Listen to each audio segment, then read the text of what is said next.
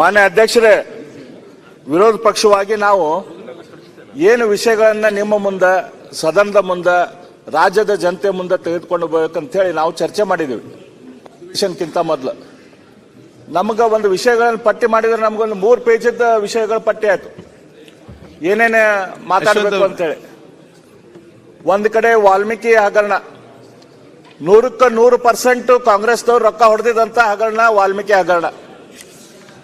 ಇನ್ನೊಂದು ಕಡೆ SC STಗಳು, ಪರಿಶಿಷ್ಟ ಪಂಗಡ, ಪರಿಶಿಷ್ಟ ಜನಾಂಗದ ದುಡ್ಡನ್ನ 45-46% ಅನ್ನ ದುಡ್ಡನ್ನ ಅವ್ರಿಗೆ ತೆಗೆದಿಟ್ಟಂತ ದುಡ್ಡನ್ನ ಹೊಡೆದು ಅದನ್ನ ಗ್ಯಾರಂಟಿಗಳಿಗೆ ನೀವು ಹಾಕಿದ್ರಿ. ಇನ್ನೊಂದು ಕಡೆ ಮೂಡಾದು ಬೇಲಿನ ಎದ್ದು ಹೊಲ ಮೊಯ್ದಂಗ ಇವತ್ತು ಮುಖ್ಯಮಂತ್ರಿಗಳೇ ತಮ್ಮ ಹೆಂಡತಿಗೆ ಜಗವನ್ನು ಕೊಟ್ಟು ಬಿಟ್ಟಿದ್ದಾರೆ. 14 ಪ್ಲಾಟ್ಗಳನ್ನು 64 ಕೋಟಿ ಅವ್ರ ಬಾಯಲ್ಲೇ ಬಂದಂತ ದುಡ್ಡಿನ ಹಣ 64 ಕೋಟಿ ರೂಪಾಯಿ ಹೊಡೆದಿದ್ದಾರೆ. ಇನ್ನೊಂದು ಕಡೆ ಲೇಬರ್ ಡಿಪಾರ್ಟ್ಮೆಂಟ್ 300 ಕೋಟಿ ರೂಪಾಯಿ ಲೇಬರ್ ಡಿಪಾರ್ಟ್ಮೆಂಟಿನ ಹಗರಣ.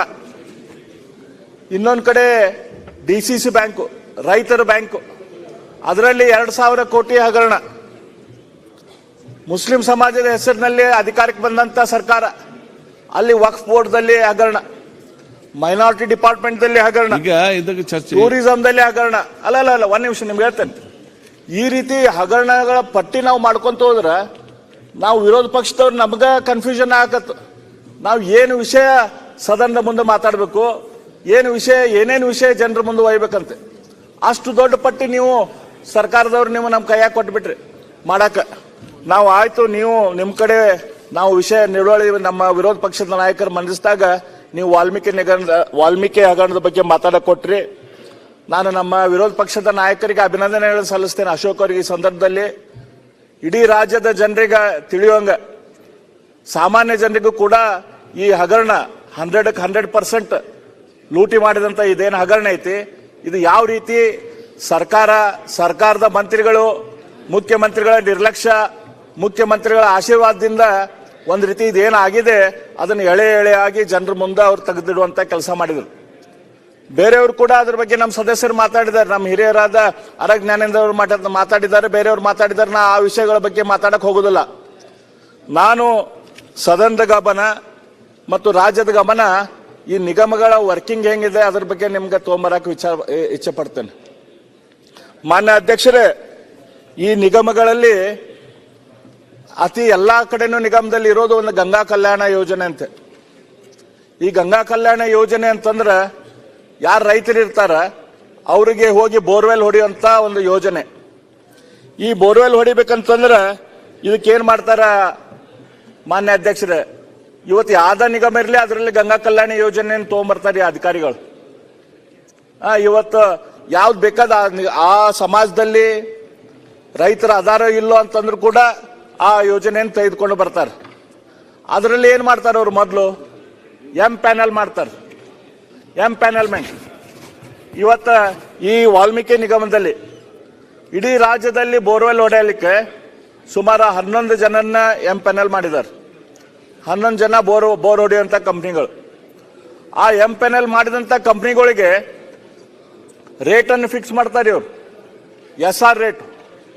SR ರೇಟ್ ಏನ್ ಫಿಕ್ಸ್ ಮಾಡ್ತಾರಂತಂದ್ರ, ಕೋನ್ ರೆಡ್ಡಿ ಅವರ ಆಮೇಲೆ ಮಾತಾಡ್ರಿ, ನಿಮ್ಗೆ ಇಂಟ್ರೆಸ್ಟ್ ಇರುವಂತ, ನಿಮ್ಗೂ ಕೂಡ ಆಸಕ್ತಿ ಇರುವಂತ ವಿಷಯ ಅದಲ್ಲ, ನೀವು ಕೂಡ ಮೆಚ್ಕೊಳ್ಳುವಂತ ವಿಷಯ.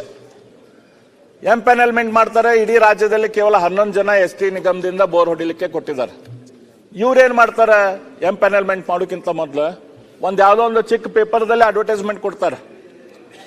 ನಮ್ಮ ಬೋರ್ ಹೊಡೆಯುವಂತ ಕಂಪನಿಗಳು ಈ ರೇಟ್ಗಿಂತ ಕಡಿಮೆ ರೇಟಿಗೆ ಬೋರ್ ಹೊಡಿಬಾರ್ದು, ಈ ರೇಟ್ಗಿಂತ ಕಡಿಮೆ ರೇಟಿಗೆ ಕೊಳವೆ ಬಾವಿ ಕೊಡಬಾರ್ದು ಅಂತ ಹೇಳಿ ನಮ್ಮ ಅಧಿಕಾರಿಗಳು ಅದನ್ನ ತಗೊಂಡ್ಬರ್ತಾರೆ. ನೋಡಿ ಸರ್, ಒಂದು ಅಡ್ವರ್ಟೈಸ್ಮೆಂಟ್ ಇದೆ, ಪರ್ ಫೀಟಿಗೆ 150 ರೂಪಾಯಿಗಿಂತ ಯಾರು ಕಡಿಮೆ ರೇಟಿಗೆ ಹೊಡಿಬಾರ್ದು, 200 ರೂಪಾಯಿಗಿಂತ ಯಾರು ಕಡಿಮೆ ರೇಟಿಗೆ ಹೊಡಿಬಾರ್ದು ಅಂತ ಹೇಳಿ ಒಂದು ಅಡ್ವರ್ಟೈಸ್ಮೆಂಟ್ ಇದೆ, ನಾವು ಇದನ್ನ SR ರೇಟ್ ಮಾಡ್ತೀವಿ ಅಂತ ಹೇಳ್ತಾರೆ. ಇವತ್ತು ಆ SR ರೇಟ್ ಮೇಲೆ ಇವ್ರು ಪ್ಯಾನಲ್ಮೆಂಟ್ ಮಾಡ್ತಾರೆ. ಈ ಪ್ಯಾನಲ್ಮೆಂಟ್ ಮಾಡೋದೇ ದೊಡ್ಡ ದಂಧೆ. ಮೊದಲು ಯಾರನ್ನ ಪ್ಯಾನಲ್ಮೆಂಟ್ ಮಾಡಬೇಕು ಅದರಲ್ಲೇ ದೊಡ್ಡ ಪ್ರಮಾಣದ ದುಡ್ಡು ಎಕ್ಸ್ಚೇಂಜ್ ಆಕೈತಿ ಮಂತ್ರಿಗಳಿಗೆ ಮತ್ತು ಈ ನಿಗಮದ ಅಧ್ಯಕ್ಷರಿಗೆ. ಈ ಪ್ಯಾನಲ್ಮೆಂಟ್ ಆದ್ಮೇಲೆ ಅಧ್ಯಕ್ಷರೇ ಈ ರೇಟ್ಗಳನ್ನ ಜನರಿಗೆ ಕೊಡ್ತಾರೆ. ನಾವೊಂದು ನಿಮ್ಮ ಮುಂದೆ ಒಂದು ಉದಾಹರಣೆ ಕೊಡಕ್ಕೆ ಇಚ್ಛೆ ಪಡ್ತೇನೆ. ನಮ್ಮ ಕ್ಷೇತ್ರದಲ್ಲಿ 0 to 300 ಫೀಟ್ ಎಸ್ ಟಿ ನಿಗಮದವರು ಅದಕ್ಕೆ 207 ರೂಪಾಯಿ ಚಾರ್ಜ್ ಮಾಡ್ತಾರೆ. 207 ರೂಪಾಯಿ. ಈಗ ಹೊರಗೆ ರೈತರು ಎಷ್ಟಕ್ಕೆ ಹೊಡಿತಾರ? ರೈತರು ನಾವಾಗೆ ಡೈರೆಕ್ಟ್ಲಿ ಬೋರ್ವೆಲ್ ಕಂಪ್ನಿಗಳಿಗೆ ಹೋಗಿ ಹೊಡ್ಸಕ್ ಹೋದ್ರೆ 80 ರೂಪಾಯಿ ಪರ್ ಫೀಟ್ ಹೊಡಿತಾರೆ. ಇಲ್ಲಿ ನಿಗಮದಲ್ಲಿ ಎಷ್ಟು, ಇನ್ಕ್ಲೂಡಿಂಗ್ GST ಕೂಡಿ 207 ರೂಪಾಯಿ. ಇದು 300 ಫೀಟ್ ದಾಟ್ತಂತಂದ್ರೆ 2,200 ರೂಪಾಯಿ ಆಕೈತದ.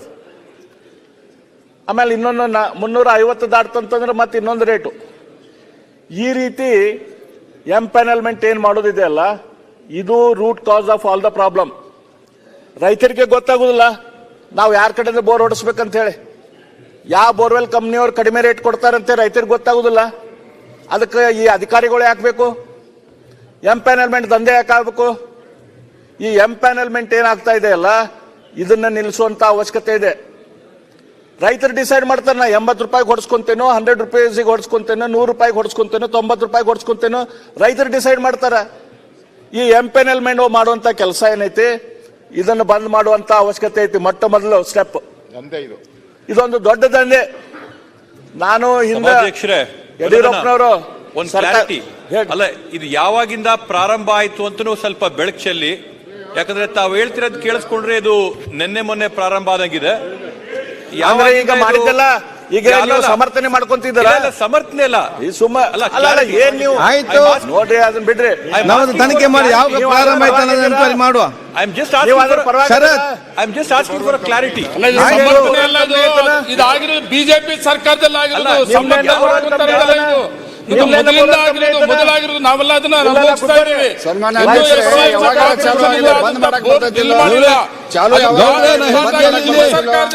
ನೀವು ಕೂತ್ಕೊಳ್ಳಿ. ಈಗ ನೀವು ಆಡಳಿತ ಪಕ್ಷದಲ್ಲಿ ನೀವು ತನಿಖೆ ಮಾಡಿಸಿ ಯಾವ ಅಂತ ಹೇಳಿ ಈಗ ನೀವು ಹೇಳಿ ಮಾತಾಡಿ. ಮಾನ್ಯ ಸಭಾಧ್ಯಕ್ಷರೇ, ಅವರು ಕರೆಕ್ಟ್ ಆಗಿ ಹೇಳ್ತಾ ಇದ್ದಾರೆ. ಒಂದು ಪ್ರಶ್ನೆಗೆ ಉತ್ತರ ಕೊಡಬೇಕು. ಅವ್ರ ಸರ್ಕಾರದಲ್ಲಿ 3 ವರ್ಷದಲ್ಲಿ SC ST ಬಗ್ಗೆ ಮಾತಾಡ್ತಾರೆ. 15,000 ಕೊಳವೆ ಬಾವಿಗಳು, 15,000 ಮಂಜೂರಾದಂತದ್ದು 400 ಕೋಟಿ ರೂಪಾಯಿ ಒಂದು ಬೋರ್ವೆಲ್ ಘೋರವಾದಂತ ಅನ್ಯಾಯ ಮಾಡಿದಿರಿ ನೀವು. ಈಗ ಮೊಸಳೆ ಕಣ್ಣೀರ್ ಹಾಕ್ತೀರಿ, ಈ ಕಡೆ ಮಾಡ್ತಾ ಇದ್ದೀರಿ ಅಂತ ಹೇಳಿ ಉತ್ತರ ಕೊಡಿ.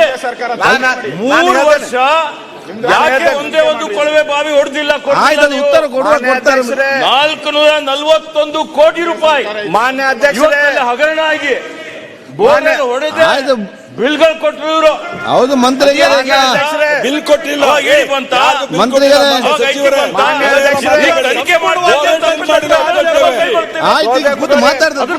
ಈಗ ಮಾತಾಡಿ. ಈಗ 2 ದಿವಸ ನಿಮ್ಗೆ ಏನಾಗಿದೆ ಗೊತ್ತಿಲ್ಲ. ಎಲ್ಲವೂ ತನಿಖೆ ಆಗ್ಲಿ, ಆಯ್ತು ಕೂತ್ಕೊಳ್ಳಿ. ಎಲ್ಲರ ಬಗ್ಗೆ ಕ್ರಮ ಆಗ್ಲಿ. ಮಂತ್ರಿಗೆ ಕೂತ್ಕೊಳ್ಳಿ. ಬೇಗ ಫಾಸ್ಟ್. ಮಾನ್ಯ ಸಚಿವರು ಬಹಳ ಗುರುತರವಾದಂತ ಆಪಾದನೆ ಮಾಡಿದ್ದಾರೆ. ಸರ್ಕಾರದಲ್ಲಿ ಕೂತ್ಕೊಂಡಿದ್ದಲ್ಲ ಹೇಳೋದು.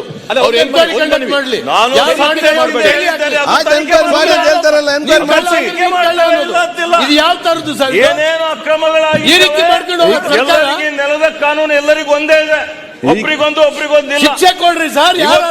ಯಾರು ತನಿಖಾಧಿಕಾರಿಗಳು ತನಿಖೆ ಮಾಡ್ತಾ ಇದ್ದಾರೆ, ಶಿಕ್ಷೆ ಕೊಡ್ರಿ. ಆಯ್ತು, ಅವ್ರು ಮಾತಾಡ್ಬೇಕಲ್ಲ, ಮಾತಾಡೋ ಹಕ್ಕಿದ್ದ ಮಾತಾಡ್ತಾರೆ. ಅವ್ರು ಮಾತಾಡ್ಬೇಕಲ್ಲ. ಅಬ್ಬಾಯಿ ಅಧ್ಯಕ್ಷರೇ, ಅಬ್ಬಾಯಿ ಅವರೇ, ಏಜೆನ್ಸಿ ಮೇಲೆ ಕ್ರಮ ಜರುಗಿಸಬೇಕಂತ ಹೇಳೋದು. ಅಬ್ಬಾಯಿ ಅಲ್ಲಿ ಮಾತಾಡೋದು ನಿಮ್ಗೆ ಏನಾಗಿದೆ? ಅದನ್ನೇ ಹೇಳ್ತಾ ಇರೋದು ಅಧ್ಯಕ್ಷ. ಅಲ್ಲಿ ಮಾಲ್ ಅಲ್ಲಿ ಸಮಸ್ಯೆ, ಇಲ್ಲಿ ನಿಮ್ಮ ಸಮಸ್ಯೆ. ಸದಸ್ಯರು ಸಮಸ್ಯೆ ಮಾಡ್ತಾ ಇದ್ದಾರೆ. ಯಾಕೆ ಮಾತಾಡ್ತೀರಿ? ಮಾನ್ಯ ಸಭಾಧ್ಯಕ್ಷರೇ, ಅದೇ ನಾನು ನಮ್ಮ ಹಳೆ ಕಮಿಷನರ್ ಹತ್ರ, BBMP ಕಮಿಷನರ್ ಹತ್ರ ಏನಿದಕ್ಕೆ ಪರಿಹಾರ ಅಂತ ಕೇಳಿದೆ. ಸರ್ಕಾರಕ್ಕೆ ಅಧಿಕಾರ ಇದೆ ಅಧ್ಯಕ್ಷರೇ, ಅವನಿಗೆ 7 ದಿವಸಗಳ ಕಾಲ ಅವನ ಮಾಲನ್ನ ಮುಚ್ಚಿಸುವಂಥದ್ದು ಕಾನೂನು ಪ್ರಕಾರ ಏನಿದೆ ಅವನಿಗೆ ಇಮಿಡಿಯೇಟ್ ಅವನ ಮೇಲೆ ಕ್ರಮ ತಗೊಂಡು ಮುಚ್ಚಿಸುವಂಥ ಕೆಲಸ ಮಾಡ್ತೀವಿ ಸರ್. ಓಕೆ, ಈಗ ಸೂಕ್ತ ಒಂದು ಸಲಹೆ ಮತ್ತು ಸೂಚನೆ ಕೊಟ್ಟ ಆಕ್ಷನ್ ತಗೊಳ್ತೇವೆ ಅಂತ ಹೇಳಿ ಮಧ್ಯಾಹ್ನದ ಮೇಲೆ ಸ್ಪಷ್ಟವಾದ ಉತ್ತರ ನಮಗೆ ಬರ್ತದೆ. ಅದು ಆದಷ್ಟು ಏನು ನಿಮ್ಮ ಹೇಳಿದ್ದೀರಿ ಆದಷ್ಟು ಬೇಗ ಆಕ್ಷನ್ ಆಗಲಿ ಅಂತ ಹೇಳಲಿಕ್ಕೆ ನಾನು ಇವತ್ತು ಬಯಸ್ತೇನೆ.